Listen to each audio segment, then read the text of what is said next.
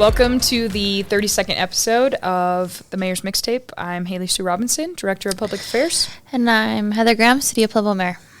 Great. You can get this podcast on Apple, Spotify, Buzzsprout, YouTube, wherever you get your podcasts. We also have a replay on local channel 17. And you can email us your questions or topic suggestions, mayor@pueblo.us.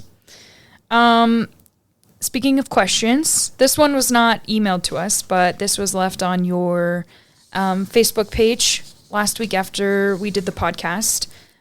You received a question about the deputy mayor, and I thought maybe this would be a good opportunity to explain what that role is. Sure. And how it functions in the city. Yeah, so the deputy mayor is more of a ceremonial position. Well, it's not even a position. It's a title. It's a title, yeah. That's the best way to say it. So, per the charter, the mayor selects their deputy mayor, and then it's confirmed by city council. Mm-hmm. So the previous mayor's deputy mayor was Chief Huber. Mm-hmm. Mm-hmm. I think for all 5. I don't know if it was for 5 years or not. I know she was... I don't know if it was his whole term or if I there don't was know if somebody it was else. the whole term either. And then I've selected the police chief, Chief Knoller, the last 2 years to be the deputy mayor. So, essentially what happens if there's a conflict and there's 2 places that I'm supposed to be at the same time, the chief will go and speak on behalf of the city, but not in the chief's capacity, more as the deputy mayor. So this just happened last Monday for the seatbelt. With CDOT. Yeah, with CDOT. And so I was in Canyon City with regional building. And so he went and gave the speech that I would give and was there representing the mayor's office, but as the chief of police. So the charter states that the deputy mayor has to be a city employee. Okay. And so there's no additional pay or no additional things that you have to do other than if I need you to be somewhere in a ceremonial capacity, or if, I'm traveling out of country and the city, which I'll never do, right, because I don't even have a passport. Yes. Okay. To go on planes like that far. But, if, for instance, if there was a city council meeting and I have to, sign into law all the ordinances. Oh, sure. And the next day, within 5 days of them being passed by city council. So if I was not able to be here to sign, the deputy mayor could sign on my behalf, and it would be the same as the mayor signing. So those are just a couple instances that I could think of that, the deputy mayor has even had to do something. So the deputy mayor doesn't oversee additional departments or have oversight of staff other than... It's all ceremonial. In Chief Huber's capacity, she oversaw the fire department, and in Chief Knoller's capacity, he oversees the police department. But when either of them have been deputy mayor, they're not involved in HR, personnel, disciplinary... nothing. Purchasing decisions for the city. It's go give speeches and shake hands. Okay. And if you're not here to sign something physically, they would sign on your behalf. Yeah, if need be. Okay. There was a lot of confusion about it. And so we had a comment that felt like it was a conflict of interest. And then another person just said, hey, Mayor Graham, will you answer this question? And so I felt like what a great opportunity to just explain. It is a pretty ceremonial title. Yeah. But you actually can change who every year. Yeah, who the deputy mayor is every year if you wanted to. City council has to approve just an ordinance or a resolution on city council agenda who the deputy mayor is. And you normally do that. Ratify the decision. We do it at the first regular meeting of the year. Like when the board seats are confirmed for each of the city councilors, same sort of thing for the deputy mayor. Yes. Okay, so anything else secret about the deputy mayor that we need to know? I don't think any No. secrets Okay, about great. the deputy. I mean, maybe, but I don't know. Maybe we'll just ask There'll Chief be Noller. secrets for him to share, I guess. We'll ask Chief Huber and Chief Noller if they have any secrets. Okay.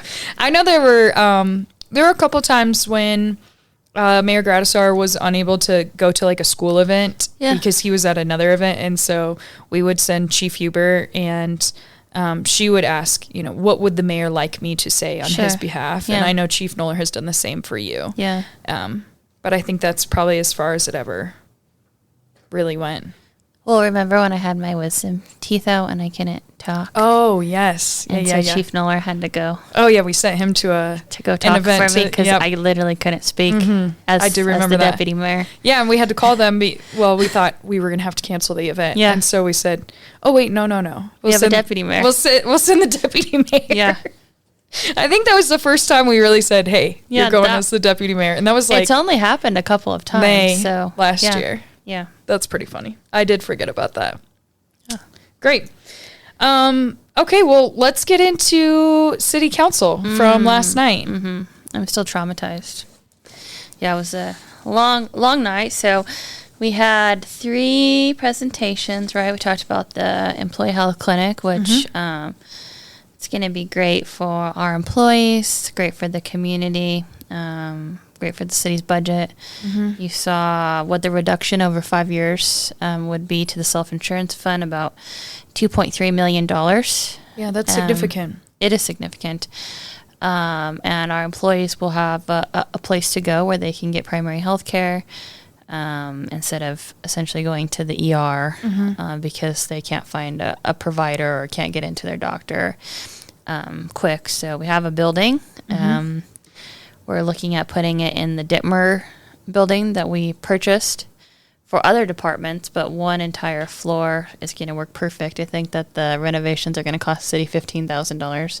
$15,000? Yeah, paint and new doors. So, I mean, I think the Mrs. Pacheco, the director of HR, stated that it was plug and play. I liked how she used that word, that, walk-in ready for this clinic to be able. So, well, and folks who maybe aren't familiar with the Dittmer building, that's the building as you're driving into City Park that was formerly... It was a surgery center. Yeah, it was a medical clinic. And so I guess it does make sense that it would only be $15,000 for renovations because it's set up the way we would need it to be. Sure. Yeah, so that's going to be on the first floor if this, passes city council. And then the second and the third floor are going to be the Parks Department employees who have been working in that building because of the annex building. Sure. Having the mold and essentially the city having to condemn that building because it's unsafe for city employees. So I think that this is going to be a great use of space. The more employees and their families, right, because we're talking not just the city's employees, but their families that are part of the plan. So it's about 1,800 individuals that are on the city's health insurance benefits. Okay.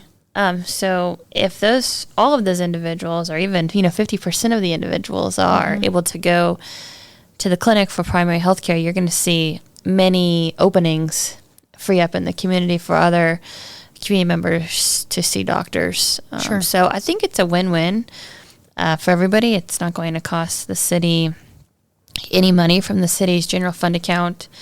The self-insurance account is going to be able to pay it.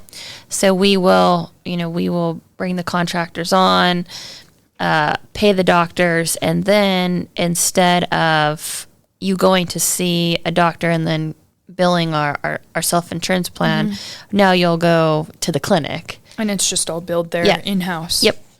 So talk to me a little bit about the funding for this. I think that's, a piece that most folks are interested in. Not only us as city employees, how does this work for us, but for the taxpayers, they want to know, hey, how can we afford this, or why would the numbers work? As the employee, and when your health insurance comes out of your paycheck, every month, if we don't use all of that premium in our self-insurance fund, it goes into a reserve. Okay. So you don't get the money back, sorry. It just goes I know. into a savings account. We pay it so that when we need it, it's there. But if we don't need it, it's just gone. Yeah. Yeah. And so over 6 years, we've been able to save about $6.5 million in our reserves for self-insurance fund. Okay. And so that's like separate from general fund dollars. Yep. That's city employees. Okay. Money. Yep. Over here in this pot. Yes. And then general fund dollars over here in this pot. So we're not going to be touching general fund dollars. Everything will come out of the city employees. Okay. Money that you pay. So money like that I pay. Yeah, that you pay. Okay. And money you pay. Yeah. Okay. Great. So not taxpayer money. It's not something that folks are worried that their money's being spent, I guess, maybe frivolously or unfairly or things like that, because it's our healthcare. Mm-hmm.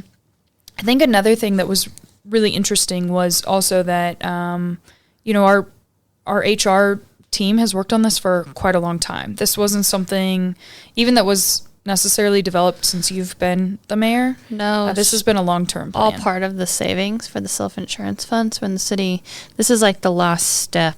To having the full gamut of being self-insured with this clinic. So, in January of this year, I went to visit a clinic in Gwinnett County. Okay. Close to Atlanta. Mm-hmm. And it's a city-county health clinic. Okay. And so we went and talked to their employees.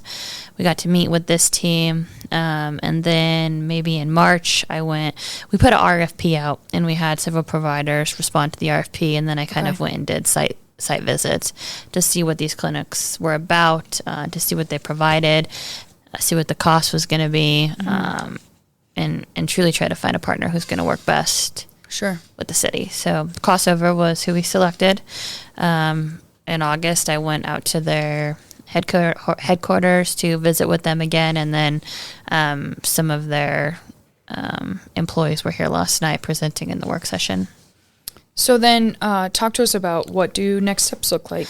Yeah, so there's going to be the contract, the city to enter into a contract with Crossover is going to be via resolution on the 10th. City Council will have the opportunity to vote on it. We've already taken it to the Benefits Committee, which that is made up of the 4 different unions in the city, so Transit, PD, Fire, and Page, where they have their union leader representation come and speak on behalf of their union, so they're in favor of it. Okay. It's their money, so they're going to say how the money is spent.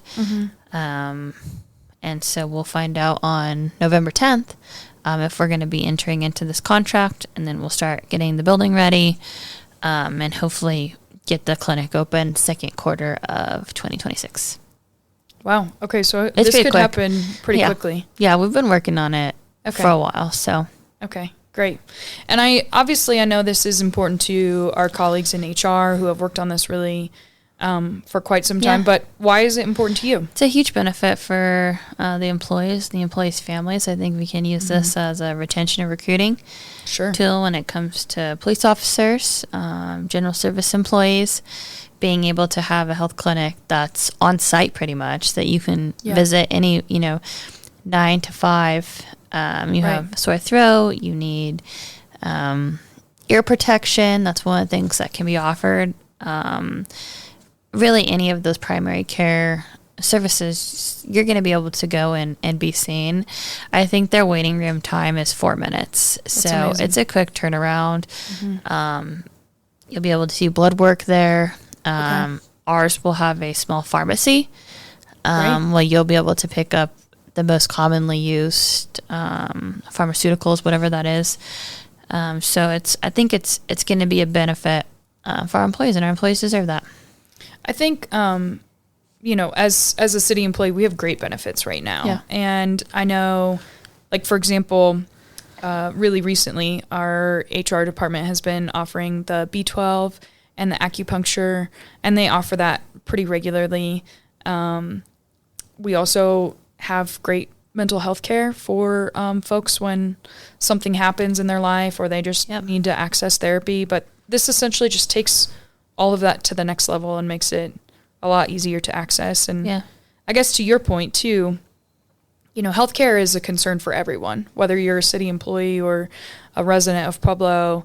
I would say like just the greater population, that's something they worry about all the time. And so to have maybe 1,800 people or even half of that free up space within the community, it could be really exciting for Pueblo to then have more access to healthcare. Yeah, it's a win-win for everybody. Mm-hmm.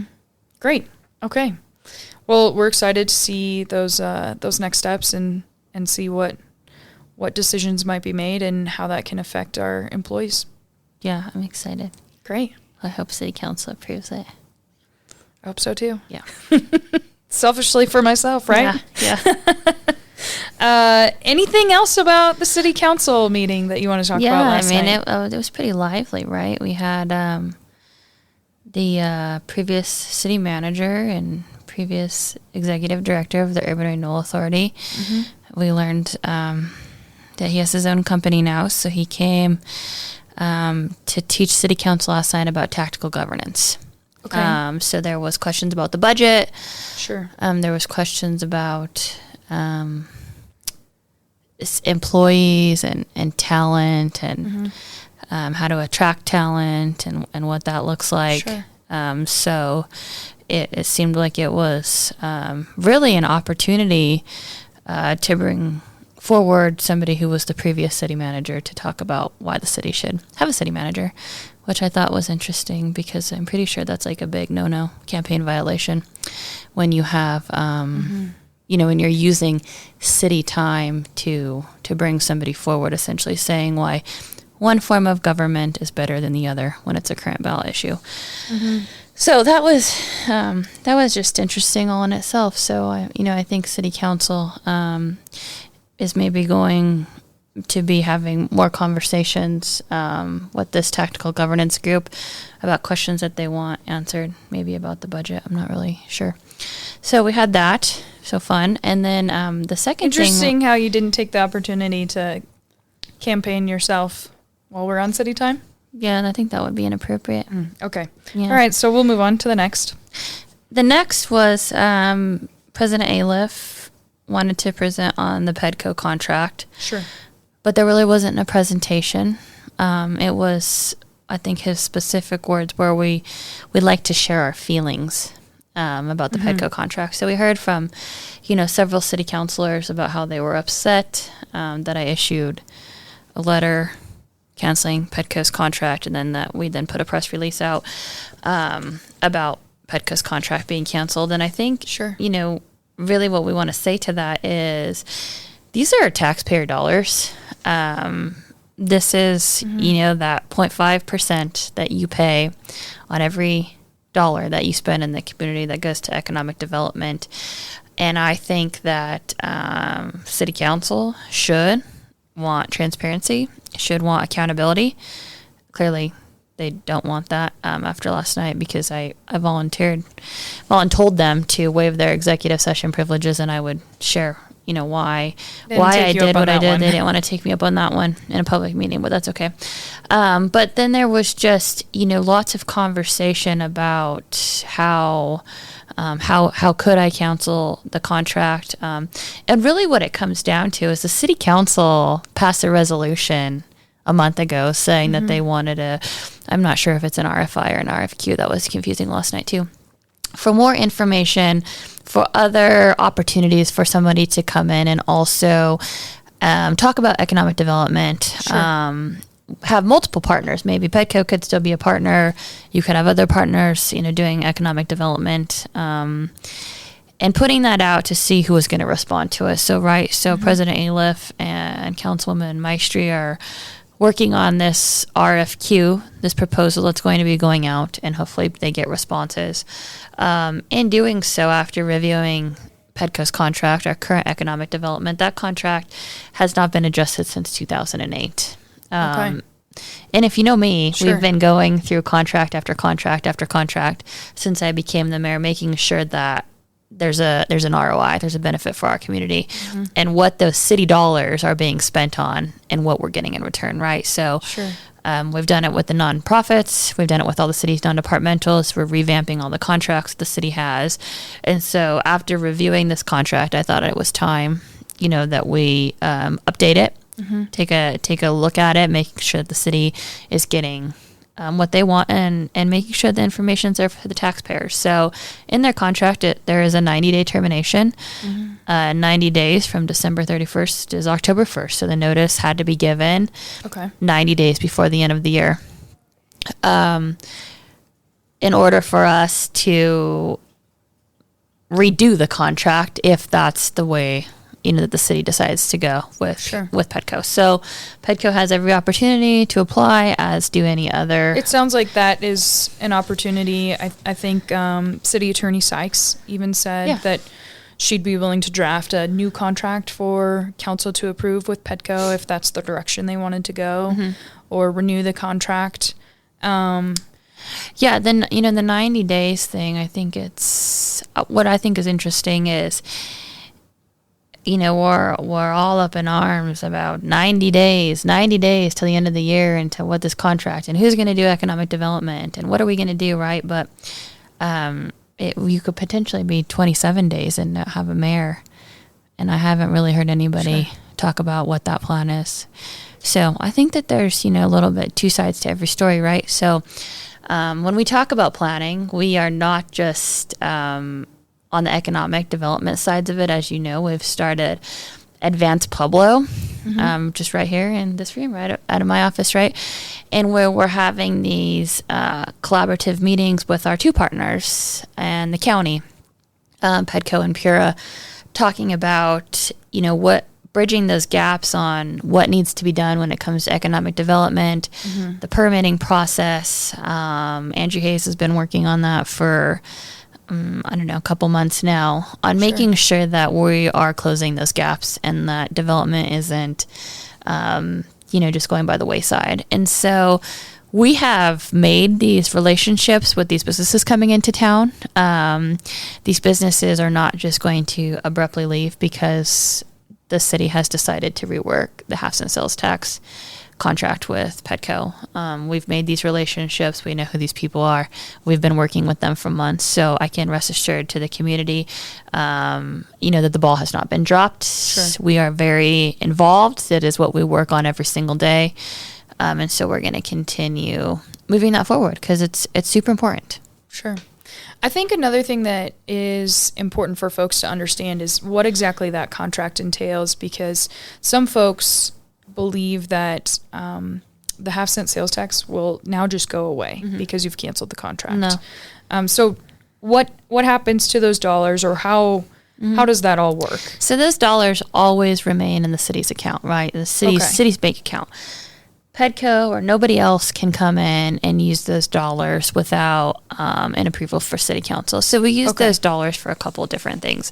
We use those dollars to pay Petco for their contract. Petco receives $350,000 a year, in which they're only supposed to be using the money for marketing and advertising. That's what's stated in their contract, right?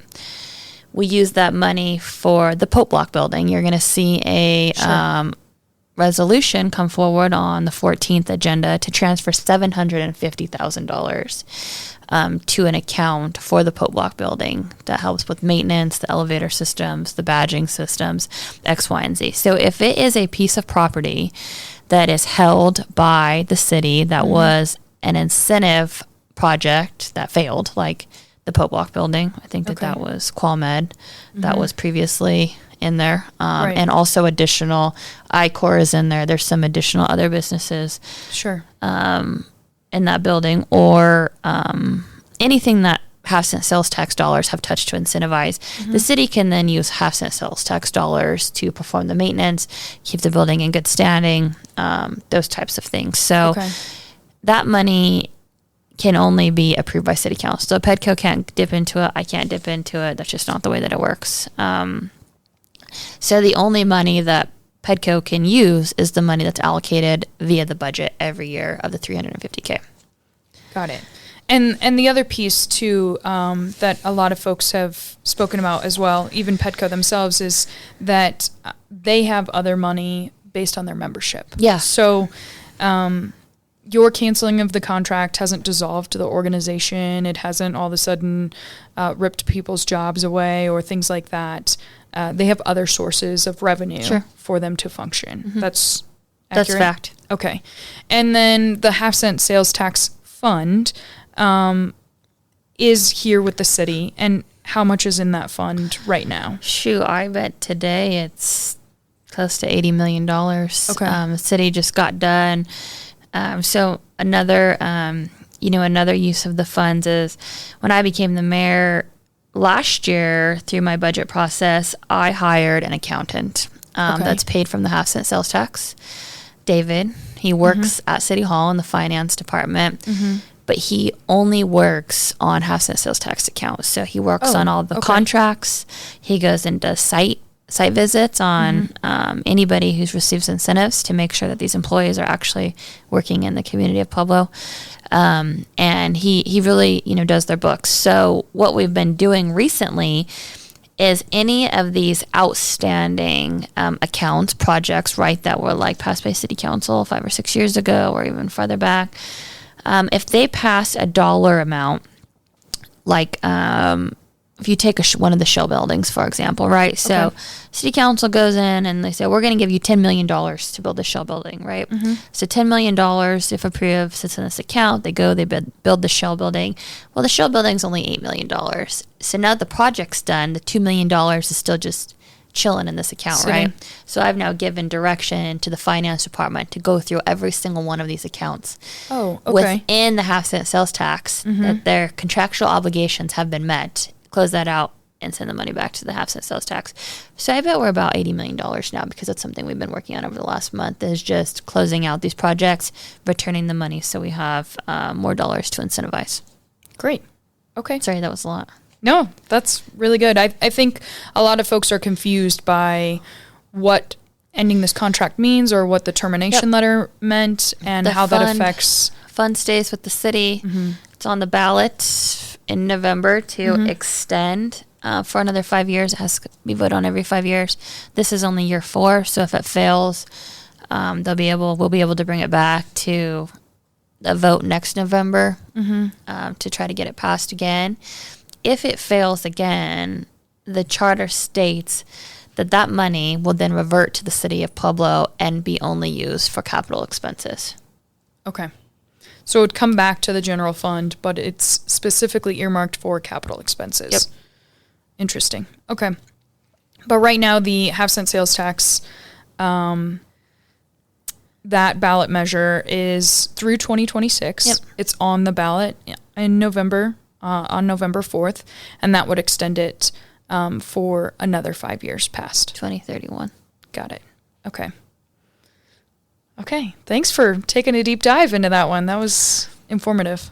That's a lot. Yeah, it's a lot. I've seen those comments too. No more economic development. No, that's not true. That money is the city's. It stays with the cities. It's managed by the city.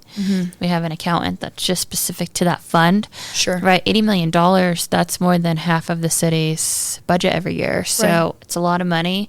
It's a lot of work, and we just want to make sure things are transparent and people are accountable. Great. Okay. Okay, Mayor, we have a couple upcoming events. Tonight you have a town hall at CSU Pueblo. Yes. 5:30, Oshiato Student Center in the ballroom. And that's actually open to the public. The general community can come.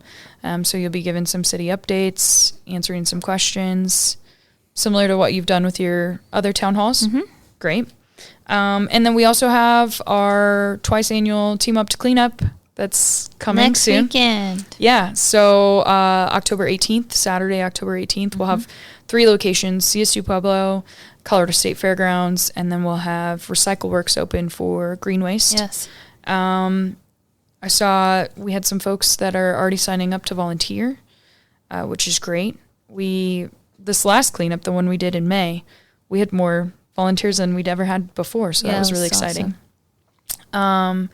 So we're looking forward to that. And then We'll have haunted rides at City Park. Yes. Which is also next weekend. That's the trunk or treat is on Friday the 17th and haunted rides.